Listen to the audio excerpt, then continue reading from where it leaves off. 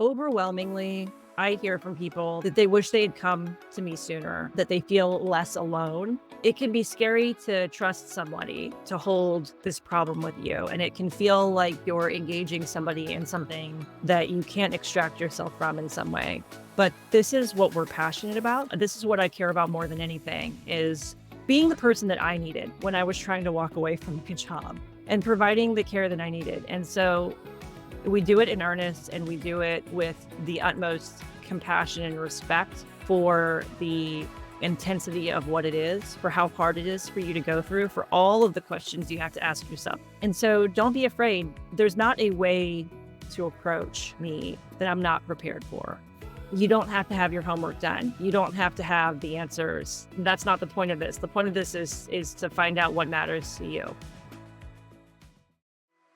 My name is Jacki Schaefer, and I am a career advisor for Out of Architecture.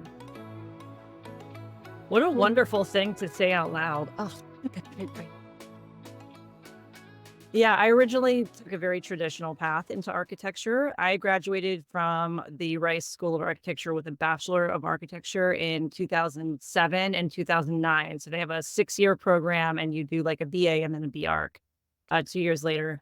And during that time, that's when I started architecture. I was, obviously doing internships, and then we have a year-long preceptorship program. I was a low-income student, so I actually stayed from preceptorship for like 15 months. Like I stayed the whole year and then some, and continued to work part-time afterward, and started working at that firm after graduation as well. 2009 was sort of in the middle of the recession aftermath. And so that firm was 120 people. And I very slowly watched it cut down and down and down. And I was fortunate because at the time I was making very little money as a new hire, but I also had really specific skills in BIM and Revit specifically.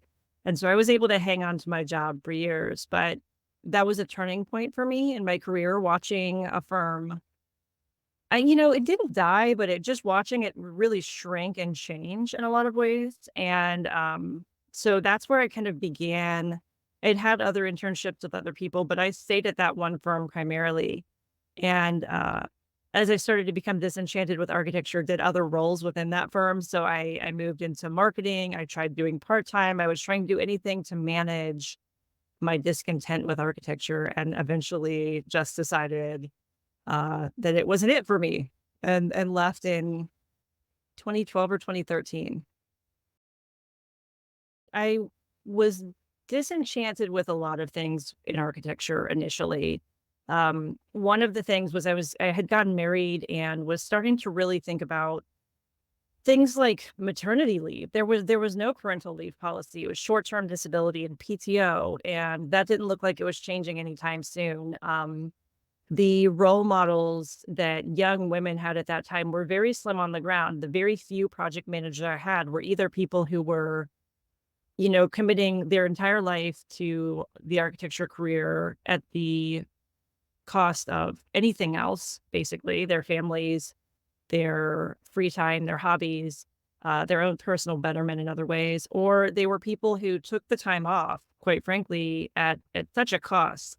And so it seemed like it was a place where you couldn't have both of these things. And at the time, that was just really a front problem for me. I knew I wanted to start a family. I wanted kids. And I knew that was going to be difficult regardless, but it seemed like it was impossible. And so my thought was possibly, maybe getting into the marketing side of it. So I did proposal writing and a lot of marketing. I did social media management for my firm, thinking, oh, maybe this is a place. But, you know, it wasn't what I thought it would be. I don't think any of the things that I thought it would be like, I didn't have anyone to help me through that transition period. And so I was sort of stumbling around in the darkness. Afraid to try something new and to go out beyond the confines of my very safe, very predictable job. And I was fortunate that, at that time I was married and my husband said, why are you doing this? What else do you want to do with your life? Um, and I had just started a photography business and I said, I think I want to see where that goes. So uh, I took just like sort of a leap at that point where he said, yeah, let's do it. Like we can make this work. I was very fortunate, and I 100% will address the privilege of that fortune in this particular case, that I had somebody who supported me as I was able to go and start, uh, in an industry where, it's hard to make money full time. It's like or photography is an extremely difficult place to make salary replacement money, unless you're doing it in a very intense way. And so the other part of that too was at that time, I was very threatened by or afraid of what it would mean if I left architecture entirely. And so I had this sort of, we used to call it Stockholm syndrome.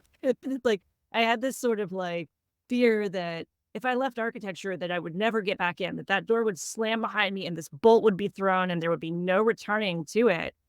Because, suddenly I don't have my AREs and I don't have my hours and I don't have all the things I need. And at 5 years, you're supposed to be licensed. And I've failed and I failed and I failed all these things. And so I stayed teaching Revit because I thought, that's a way to keep my foot in the door. And luckily for me, that I did, because that job ended. So that whole series of software education ended for our program. And um, my incredible boss there, Lauren Kleinschmidt, was like, "What else do you want to do here?" And gave me the platform to say what I thought the program needed, which I'll always be grateful to her for. Women, uplifting women, of course. But I said, "This is something I think we need. I think we need career services desperately, because most university career services do not provide architecture oriented career services. They tell you your resume is the most important thing, which we know in architecture, in design professions, it's not the most important thing. Having an interview where you can respond in a very corporate, professional, predictable manner to questions is not valued in the architecture industry. They want you to be able to talk about your work and to talk about ideas. And so we were leading this program, my Revit students, my classmates, with very little clear understanding of what it is that we were expected to do, how to work sort of the nuances of our program, and the most important thing, which was crafting an individual and unique story about what it is that we brought to the table, right? Because everybody has something that they do that's unique. And I know that sounds stupid. Yeah, everybody's special, whatever. But truly, I think that there is a unique story about what drives you, what you care about, and how all of the experiences that you've had in your life and in design inform the things that you're doing. Honestly, there's still a strong drive, at least in my experience, for students to do what I call capital A architecture. They're working in a firm, they're being a design intern, they're getting registered eventually, and they're leading a firm. That's the path, and I think that still very much that's the path that educators are showing. They're showing, architects, they're showing those sort of paths as though I always call it the one true path, the way that you're supposed to go. And so I think that we're not preparing students to look at this as a diverse skill set. We're not preparing students to enter the workforce in any meaningful way. There's obviously a massive divide. I mean, Jake and Aaron talk about it in their book. There's a massive divide between what school provides for you, which for some people is euphoric, incredible, world changing experience. And for some people, it's the hardest, worst time of their life, and what happens after. And what's incredible to me about it is the people who exceed in school don't always exceed professionally. And people who feel like they're complete failures in school can have some of the most successful careers we've seen. And so this complete lack of clarity at that juncture is really damaging, I think. I think it's damaging to students and to their psyches. And I think that it has long-term implications for the way that people feel about themselves in the industry and how they operate. And so I don't know if that really like answers where you want to go with that question. Those are my thoughts about it. I don't think that education is doing a good job of preparing our students for the workforce. So I have had a long-term relationship with Jake and Aaron. Like I think they approached me maybe 5 or 6 years ago when I was working at Rice, in a time when they were looking to potentially partner with universities even. And so they kind of got on my radar that way. And I just fell in love with their messaging. I was like, yes, you guys, those of us who are sort of, I refer to as reformed architects, people who are doing something else, um, when we find other people, it's so refreshing to hear that somebody had the same experience. And so, I stayed in contact with them, and they were the first people I called when I decided to step away from my job. They were immediately, they were doing the things I wanted to do, which is help people who were sort of out in this wasteland of confusion about what's next. Obviously, my background is in student services and in early career consulting. For me, ideally, my clients are typically young. They're typically either in school or they're just leaving school. Maybe they want to go into architecture and they want to make the most of their career. I think that's very important too. It's not just helping people leave architecture, it's also about making sure that they give, if they want architecture, that they have the best shot at fulfillment and happiness on their terms.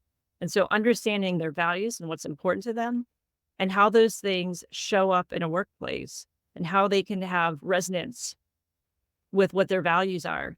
So I think it's early career for me, and it's people who, beyond that, I've spent a lot of time with people who are tired of what they're doing and they just don't know.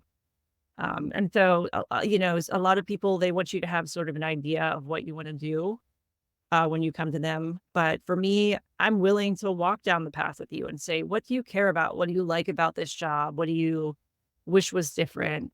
What seems interesting to you? And how do we find the answers for you?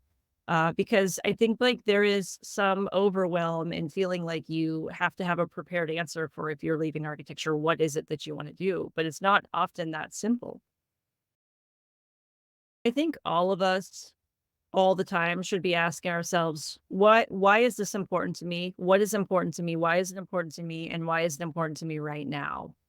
Those are the most important questions. If you're unhappy with your job, why? If you're ready to leave your job, why now?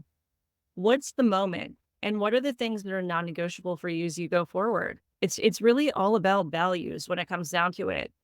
Making sure that what you're doing resonates with who you want to be. I've always it's a stupid analogy, but I always describe people's lives as a pie. And so you only have one circle of your life. And what those pieces of pie are that fit in it can be different sizes and different flavors. Some people want a family, some people want travel, some people want 57 dogs on a farm somewhere. I think it's important for all of us to have connection to our own individual story and to not feel shame and to not chase a story that does not belong to us because it's the story that has been given to us by people who are outside of our own heads, right? With young students, oftentimes this is parental or it's familial backgrounds, what my parents really want me to do. For some people, it's what their spouses need them to do because they've got bills, they've got, money problems to worry about, functional problems to worry about. Um, had people be influenced by their boyfriends or girlfriends, what they're doing. And then there is an overwhelming attraction to, at its basis level, the reaction that we get, all of us get, and it's a drug when we tell people that we're an architect, because the reaction is always, "Oh, that's so cool. Oh, wow. Oh my gosh. Tell me more about that." Nobody ever asks you more information if you're an accountant. But I can spend a whole cocktail party talking about being an architect. People just want more, and that's addictive. That desire to, like, get that sort of response from people. I mean, that'll keep you in a job you hate longer than almost anything. I think people mistakenly assume that the decision to leave a job is a one-point decision that you make. I have had people that I've talked to for 4 or 5 years who desperately wanna leave their job, and they'll get the courage up and then lose it at the last moment, or they'll start chasing another job and decide that wasn't the right one. And so I think when you're thinking about it, understanding that this is a larger part of a process and talking to people and having somebody help you through that process can fortify you for what is really a big game of tug of war that you're going to have walking away. And if you're leaving the industry, if you're leaving architecture itself, there's a whole identity crisis that goes with that of not being an architect anymore. What does it mean if I'm not being an architect anymore? Who am I? And so I think having people who have been there, who've gone through those processes and who understand them deeply is invaluable. We cannot walk the path for you, but we can tell you how we walked through it, and we can tell you how we've seen other people walk it, and it will help you through. And I think that it's a process, right? It is walking a path. It's not something that you can just snap your fingers and it's done. You have to kind of get through it. I think the most important thing that we learn as architects is our ability to edit our own work. And what I mean by that is to not accept your first idea as your best idea and to not accept your best idea as done. I also think it's, by the way, I think it's our worst trait as well, because nothing's ever complete and nothing's ever perfect and nothing's ever, the thing that we imagined it would be. But I think that that's the most incredible thing is that the work will always be amazing. The work will always be well thought, well considered, and it will be edited and it will be polished in a way that I don't see often from other professions. I see a lot of very loose process, a lot of sort of this will work type responses. I don't see that from architects. Overwhelmingly, I hear from people that they wish they had come to me sooner. They wish that they had talked to someone sooner, that it helped a lot more than they thought it would, that they feel less alone than they did before. And so the thing I would say is it can be scary to trust somebody to hold this problem with you. And it can feel like you're engaging somebody in something that you can't extract yourself from in some way. But this is what we're passionate about. This is what I care about more than anything is being the person that I needed when I was trying to walk away from a job and providing the care that I needed. And so we do it in earnest and we do it with the utmost compassion and respect for the intensity of what it is, for how hard it is for you to go through, for all of the questions you have to ask yourself and all of the baggage that you have to unpack for it. And so don't be afraid. There's not a way, at least for me, there's not a way to approach me that I'm not prepared for. You don't have to have your homework done. You don't have to have the answers. That's not the point of this. The point of this is to find out what matters to you.